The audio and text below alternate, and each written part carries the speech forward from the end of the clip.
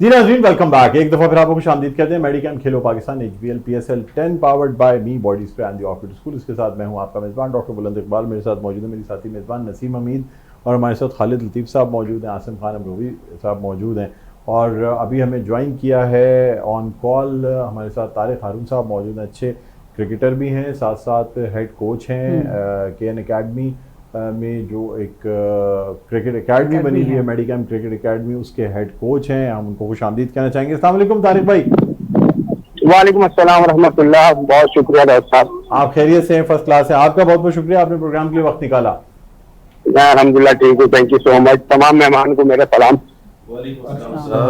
तारिक भाई, कल का मैच देखा होगा आपने, क्या कहते हैं कराची की टीम जो कि कल सिर्फ दूसरी पोजीशन को बरकरार रखने के लिए कल का मैच खेल रही थी। हार भी जाते तो कोई मसला नहीं था, लेकिन बड़े मार्जिन से हार गए और 204 रन का जो टारगेट अचीव करना चाह रहे थे वो नहीं कर सके। क्या समझते हैं, क्या वजूहत हुई? देखिए, पहले तो इन्होंने टॉस जीत के जो पहले बैटिंग करनी चाहिए थी कराची को, क्योंकि इतनी जबरदस्त बैटिंग पैराडाइज पे अगर यही स्कोर 225 कराची करने में कामयाब हो जाती तो फिर इस्लामाबाद के लिए न सिर्फ रन चेज मुश्किल हो जाता, उनको पूरे 2 पॉइंट्स भी मिल जाते और ये टॉप पे फिनिश कर सकते थे। बहरहाल उसके बाद भी जैसा कि आपने कहा कि अगर स्मार्टली चेज अप करने जाते तो इन्हें 250 के लिए नहीं जाना चाहिए था, इन्हें पार्टनरशिप्स लगानी थी और उसके साथ साथ जो है वो 204 रन के लिए खेलना था। लेकिन एक चीज टेक्निकली मैं जो समझता हूँ इनके अगेंस्ट चली गई है, वो पिच का बिहेवियर है वो चेंज भी हुआ है। थोड़ा सा लो बाउंस हुआ है जिसपे 2-3 विकेट उनकी गिरी हैं, जिसमें वार्नर हुए और एक आध बैट्समैन और हुए, जिसमें लो बाउंस की वजह से उनको थोड़ा ट्रबल हुआ। जो कि मैं जैसे पहले मैंने कहा कि अगर पहली बारी करता कराची तो ये सूरत हाल डिफरेंट हो सकती थी। बिल्कुल तारिक साहब, आपने देखा है कि कल का मैच इस्लामाबाद ने बड़ी अच्छी परफॉर्मेंस दी है, काफी टाइम बाद वो ग्राउंड में उनकी बेहतर तरीके से वापसी हुई है, क्या कहेंगे इस पर? जी बेहतरीन जी। देखिए, हम तो जैसे पहले भी हमारी यही राय रहती है इस्लामाबाद के बारे में कि जब वो खेलते हैं अपनी स्ट्रेंथ पे खेलते हैं तो बहुत ही जबरदस्त खेलते हैं। तो शादाब की वापसी से भी फर्क पड़ा है, वो चले गए थे तो उनका कॉम्बिनेशन भी खराब हुआ था, लीडरशिप का भी इशू आ गया होगा और उनकी ऑलराउंड परफॉर्मेंस में भी कल जो है वो टीम का जो फिनिश किया है स्कोर, उनकी बैटिंग जो है वो बहुत काम आई है 250 करने में।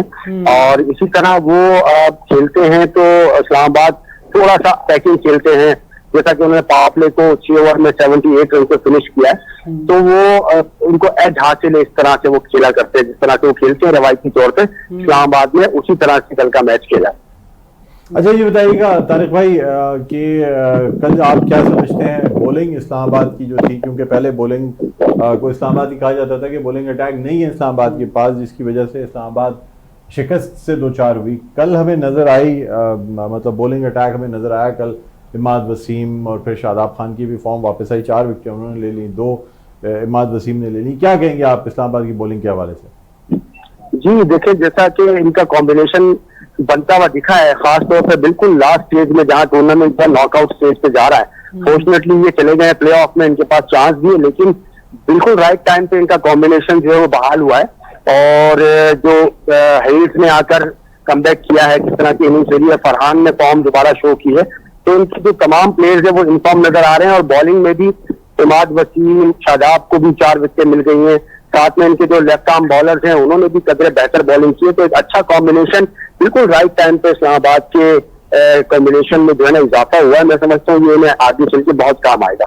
बिल्कुल आप सही कह रहे जी। हैं। अच्छा, खालिद लतीफ साहब और हमारे साथ मौजूद आसिम अमरोवी, ये भी आपसे बात करना चाहेंगे। जी अस्सलाम वालेकुम तारिक भाई, कैसे हैं आप? ठीक हैं? वालेकुम अस्सलाम व रहमतुल्लाह। मैं ठीक, आप कैसे हैं? ठीक है, मैं बिल्कुल ठीक हूँ। तारिक भाई, क्रिकेट की बात होती है, मुझे बताएं इस PSL में, मैंने पहले भी एक सवाल किया था, PSL से 10 PSL हो गए पाकिस्तान क्रिकेट में, इससे कितना फायदा हुआ और प्लेयर जिनको इससे फायदा उठाना चाहिए उन्होंने कितना फायदा उठाया, इसका थोड़ा सा आप बता दीजिएगा।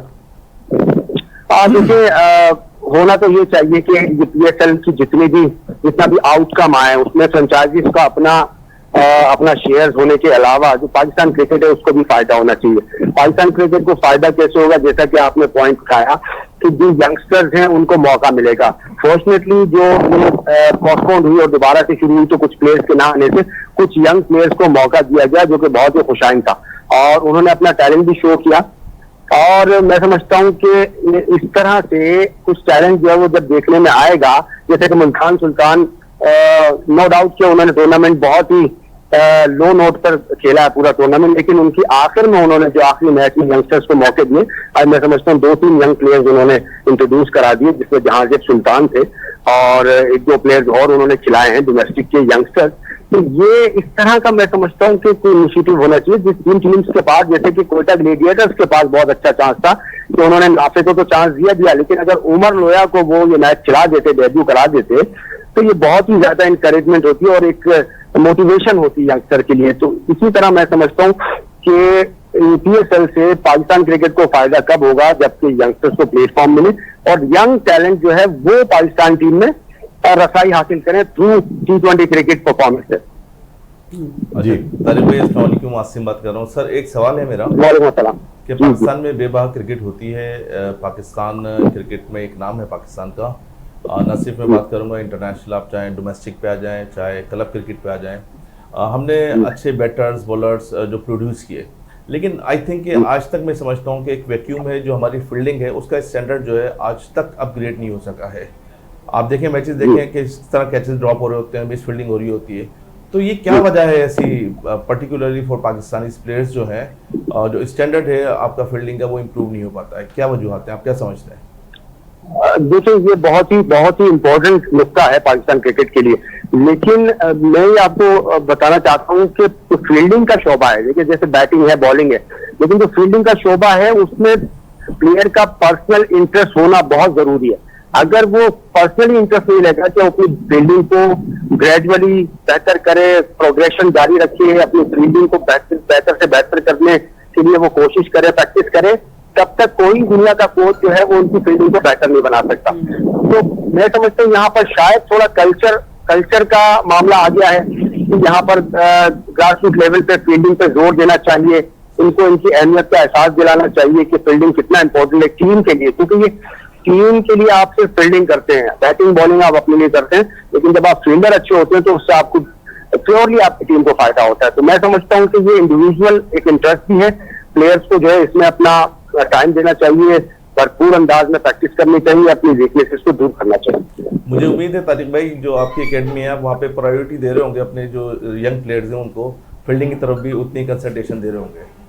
जी डेफिनेटली, मैं न सिर्फ उनको ट्रेनिंग की तरफ लेकर मैं उनके साथ खुद भी ट्रेनिंग करता हूँ। माशाल्लाह, ठीक है। अच्छा तारिक भाई, बस मुझे ये बता दीजिएगा कि आप क्या समझते हैं, यानी जो पहला मैच है जो कि पहली दो टीमों के दरमियान है, कोयटा ग्लैडिएटर इस्लामाबाद यूनाइटेड, क्या इस्लामाबाद यूनाइटेड जो है वो अपनी यही फॉर्म बरकरार रखेगी?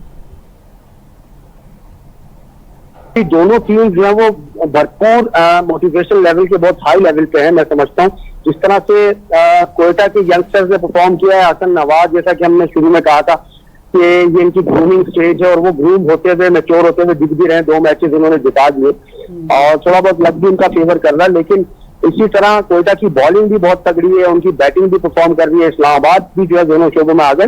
तो मैं समझता हूँ कि बहुत ही कांटेदार मुकाबला होगा, बहुत ही टफ होगा। आप मुझे कहना बहुत मुश्किल है कि जीतेगा कौन इनमें से, लेकिन फिर भी हर आदमी अपनी राय रखता है। मुझे ऐसा लगता है कि इस्लामाबाद जो है वो फेवरेट है।